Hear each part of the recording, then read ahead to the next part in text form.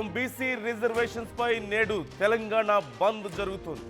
High court స్టేకి నిరసనగా BC JAC బంద్కు పిలుపునిచ్చింది. బంద్కు అన్ని రాజకీయ పార్టీలు, ప్రజా సంఘాలు మద్దతు ప్రకటించాయి. స్వచ్ఛందంగా ముందుకు వచ్చి మద్దతు తెలియజేస్తున్నాయి.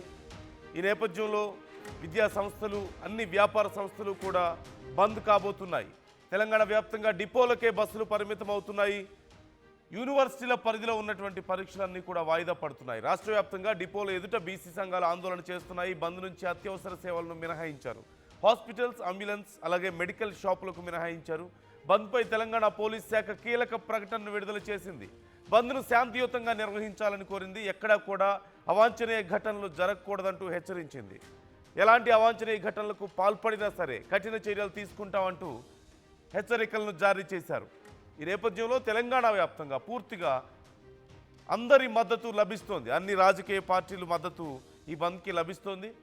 ముఖ్యంగా 42% బీసీల రిజర్వేషన్ల విషయంలో ఇలాంటి ఒక సెట్ బ్యాక్ వ్యతిరేకంగా బంద్ నిర్వహిస్తున్నామని, ఖచ్చితంగా బీసీల రిజర్వేషన్ సాధించాలి అనే ఉద్దేశంతో బీసీ సంఘాలు మొదలుపెట్టినటువంటి ఈ బంద్కు ఇప్పుడు అన్ని రాజకీయ పార్టీలు మద్దతు ప్రకటించాయి.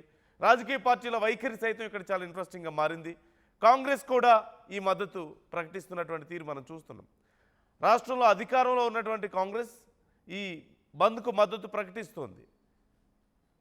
బీజేపీని ఇక్కడ విమర్శిస్తున్నటువంటి పరిస్థితి కనిపిస్తోంది. కేంద్రంలో బీజేపీ అడ్డుకోవడం వల్లే ఈ రిజర్వేషన్లు సాధ్యం కావడం లేదు అని కాంగ్రెస్ చెప్తోంది.